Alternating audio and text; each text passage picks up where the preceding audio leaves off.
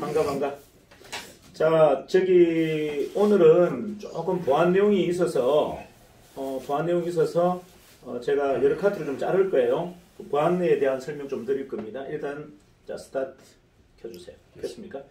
자, 뭐냐면, 어제 우리가 이제 본사에다 기계 설치했어요. 설치하는 이 설치 매뉴얼, 제가 이제 카페로 올려놨는데, 이게 여러분들이 아마 안 보이는 분도 있을 거예요. 안 보이거나 네이버나 이런 데서는 안 열려요. 딱 그냥 댓글만 작성할 수 있도록 되어 있습니다. 왜냐하면 그게 보안상이라고 해요. 우리 이 대표님이 그 부품에 대한 하나하나 설명을 다 했죠, 그죠? 그 설명한 그 자체가 보안이에요. 그 내용이 이제 기계가 우리가 이제 본격적으로 출시가 되기 전까지 여러분들이 보안을 유지해 주셔야 됩니다. 지금 여기 뒤에 보시면 보여있죠? 그래서 같이 한번 들어볼게요. 어떤 내용이 보안인지를 여러분들 좀 알고 일을 좀 해주셔야 됩니다. 자, 한번 보겠습니다.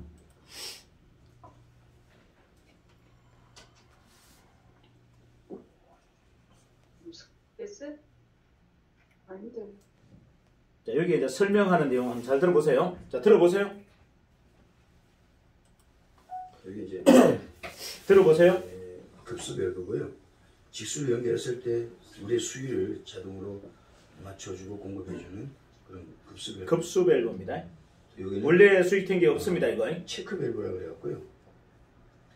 이제 이 급수 밸브를 설치하면 이제 역류하는 것 안에서 이제 내부에서 역류하는 것을 방지하기 위한 이 체크 밸브가 설치. 제도 없어요. 저도 지금 일반 튀는 게 없습니다. 수시. 이건 이제 그 저수위 센서. 네, 수위를 일정에 맞추는 저수위 센서. 저수위 센서도 없어요. 지금 없는 걸 이야기한 겁니다. 기름 온도 센서. 온도 센서는 원래 있죠. 히터들.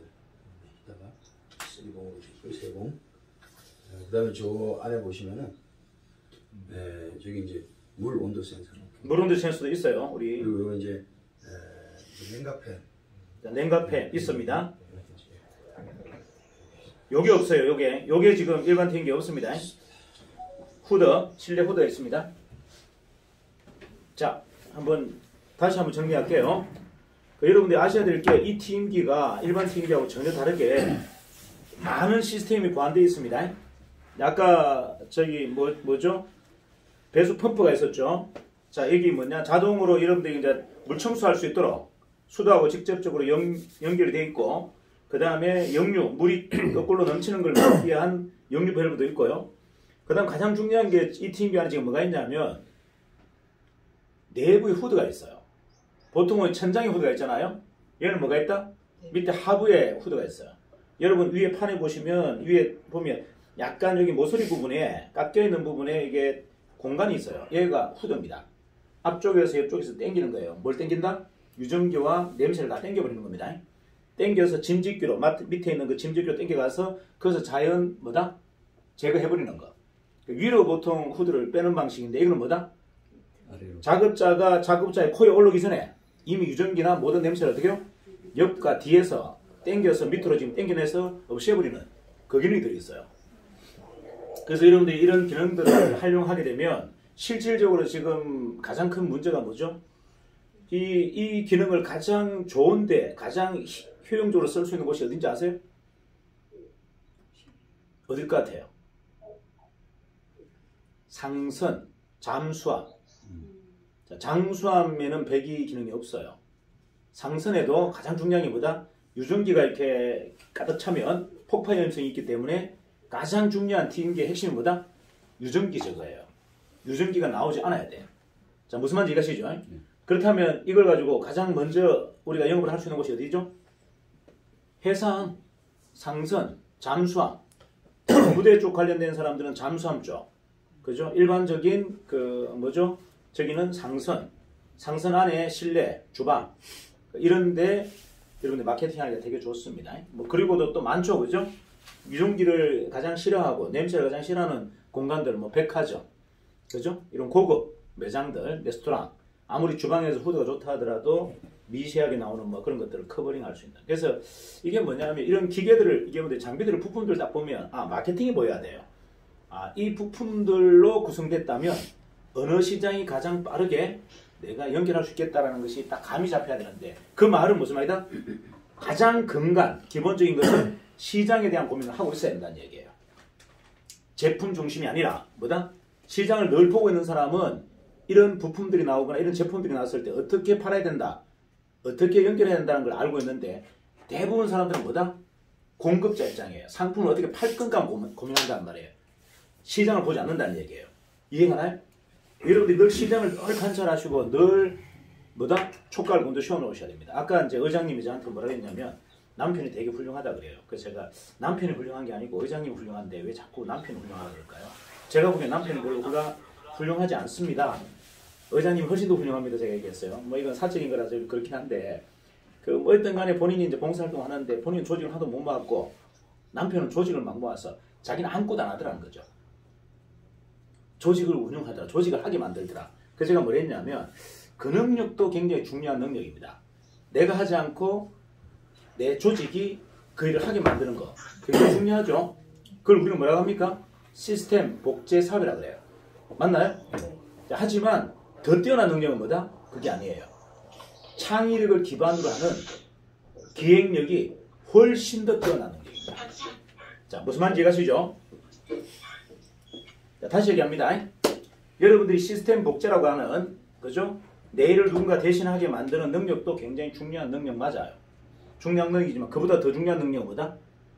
창의력이 근간이 되는, 기획력이 훨씬 더 뛰어난 일입니다. 기획력이 없이는 절대 회사를 완성할 수가 없어요. 무슨 말이냐? 시스템 복제를 가지고는 조직은 만들 수 있지만 뭘 못 만든다? 회사를 완성시킬 수가 없어요. 이게 핵심이에요. 그래서 제가 여러분들과 창업자 정신을 계속 이야기하는 게 뭐다? 조직 관리 능력보다 그게 훨씬 더 중요하다고 자꾸 이야기하잖아요. 이유는 그게 아니고는 회사를 완성할 수 없기 때문에 그래요. 창의력은 어디서 나온다? 창의력은 어디서 나옵니까? 열정과 도전정신에서 나옵니다. 아니에요. 관심에서 나옵니다. 사람에 대한 관심과 시장에 대한 관심에서 나오는 겁니다.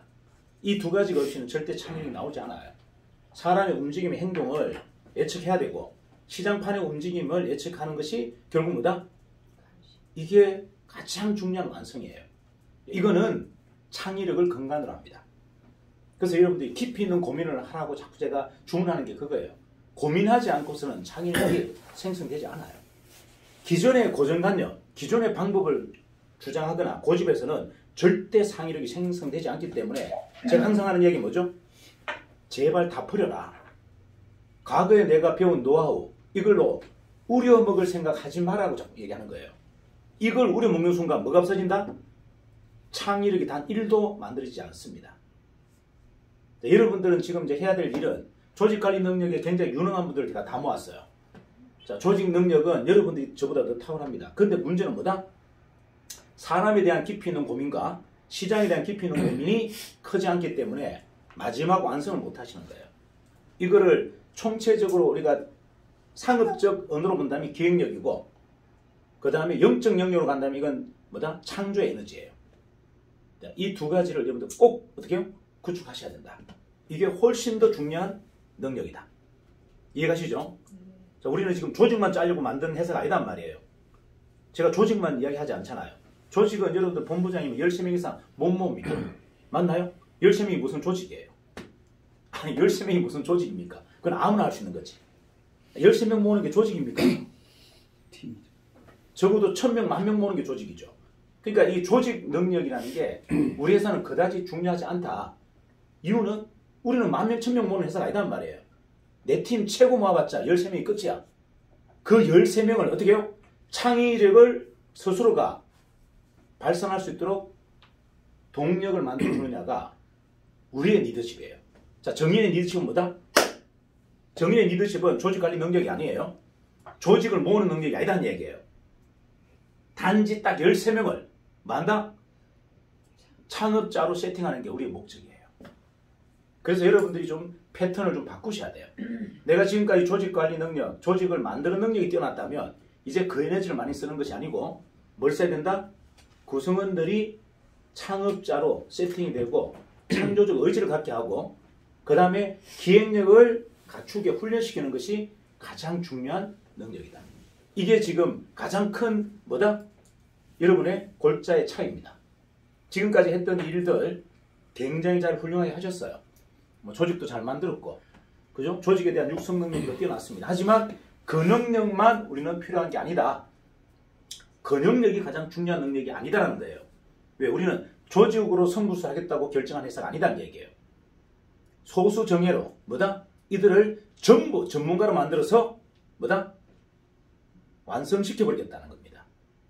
누군가의 하수인, 누군가의 하부 조직으로 놔두는 게 아니라 뭐다? 그들을 진정한 오너, CEO가 아닙니다. 오너로 만들어서 완성시켜버리겠다가 저희 회사의 전반적인 방향이에요. 그래서 여러분들이 방향을 정확하게 알고 하셔야 헛발질을 하지 않는다. 지금 제가 안타까운 분들은 어떤 분들이 자꾸 헛발질을 해요. 이 무슨 말이냐면 방향이 다르니까 자꾸 헛발질하는 겁니다. 방법에 너무 집중하지 마라.